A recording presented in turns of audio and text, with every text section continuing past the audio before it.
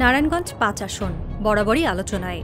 স্থানীয় রাজনীতির গণ্ডি পেরিয়ে জাতীয় পর্যায়েও এই আসনটি সবসময় আলোচিত, কারণ এই আসনেই প্রতি নির্বাচনে মুখোমুখি হন হেভিওয়েট প্রার্থীরা। এবারও তার ব্যতিক্রম নয়।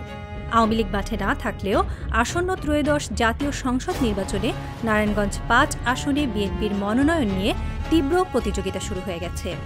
একই আসনে অন্তত ৮ জন পরিচিত নেতা এখন মাঠে। মনোনয়ন যুদ্ধ থেকে শুরু করে কাদা ছোড়াছড়িও চলছে প্রকাশ্যে।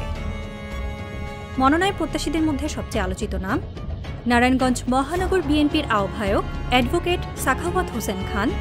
২০১৬ সালের সিটি কর্পোরেশন নির্বাচনে বিএনপির ধানের শীষ প্রতীকে প্রতিদ্বন্দ্বিতা করে প্রতিকূল পরিবেশেও প্রায় ১ লাখ ভোট পেয়েছিলেন তিনি। ২০২২ সাল থেকে তিনি মহানগর আহ্বায়কের দায়িত্বে আছেন। নেতাকর্মীদের মতে দলের দুঃসময়ে সাখাওয়াতই ছিলেন কর্মীদের পাশে। সাংগঠনিক দক্ষতা, ত্যাগ ও রাজপথের উপস্থিতি, এই তিনেই তিনি মনোনয়ন দৌড়ে এগিয়ে। একই আসনে প্রতিদ্বন্দ্বিতা করতে চান ৩ বারের সাবেক সংসদ সদস্য ও অ্যাডভোকেট আবুল কালাম। দীর্ঘ রাজনৈতিক অভিজ্ঞতা ও জনপ্রিয়তা তাকে এখনও শক্ত প্রতিদ্বন্দ্বী হিসেবে রেখেছে। তবে তার বিরুদ্ধেও রয়েছে সমালোচনা। বিগত আন্দোলনে মাঠে না থাকা এবং তার ছেলে আবুল কাউসার আশার বিরুদ্ধে আওয়ামী লীগ নেতা সেলিম ওসমানের সাথে ঘনিষ্ঠতার অভিযোগ, সব মিলিয়ে দলের ভেতরে বিতর্কে আছেন এই নেতা। এই আসনে নতুন মুখ হিসেবে আলোচনায় ব্যবসায়ী মাসুদুজ্জামান। ৫ আগস্টের আন্দোলনের পর থেকেই তিনি মনোনয়ন প্রত্যাশী হিসেবে আলোচনায় আসেন। গত ২১ সেপ্টেম্বর আনুষ্ঠানিকভাবে বিএনপিতে যোগ দেন এই ব্যবসায়ী। নিজেকে নারায়ণগঞ্জের সন্তান দাবি করে তিনি বলেন, বহিরাগতদের হাত থেকে নারায়ণগঞ্জকে মুক্ত করতে চান। তবে ত্যাগী নেতাকর্মীরা বলছেন, ঝড়ের দিনে অনেকে যেমনি আম কুড়াতে চায়, তেমনি সুসময়ে এখন দলের ব্যানারে শিল্পপতিরা এমপি হতে চাইছে। এদিকে নিজের প্রচারে মেড ইন নারায়ণগঞ্জ স্লোগান তুললেও প্রতিপক্ষরা ব্যঙ্গ করে বলছে, মেড ইন সেলিম ওসমান। যারা মেড ইন নারায়ণগঞ্জ বলেন, সেলিম ওসমানের প্রেসক্রিপশনে শিল্পপতি এই বিএনপি নমিনেশনটা অস্বীকার করার জন্য নেমেছে।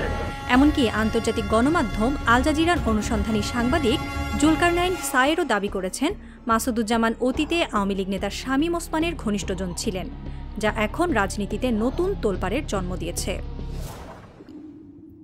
মনোনয়ন যুদ্ধে আরেক শক্ত প্রতিদ্বন্দ্বী প্রাইম গ্রুপের কর্ণধার আবু জাফর আহমেদ বাবুল। নিজের বাড়ির নিচে কার্যালয় উদ্বোধন থেকে শুরু করে তারেক রহমানের ৩১ দফা বাস্তবায়নে লিফলেট বিতরণ, মিছিল, র্যালি সবখানেই তিনি সক্রিয়।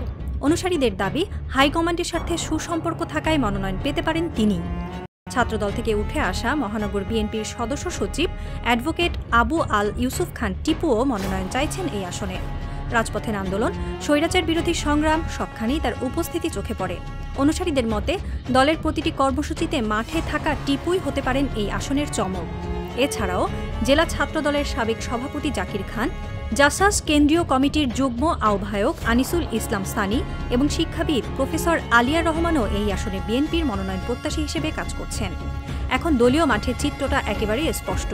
কর্মী সমর্থকদের নিয়ে বিএনপি বিভক্ত অন্তত ৮টি খণ্ডবলয়।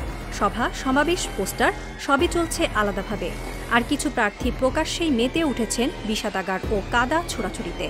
রাজনৈতিক বিশ্লেষকদের মতে নারায়ণগঞ্জ বিএনপি এখন ২টি শিবিরে বিভক্ত।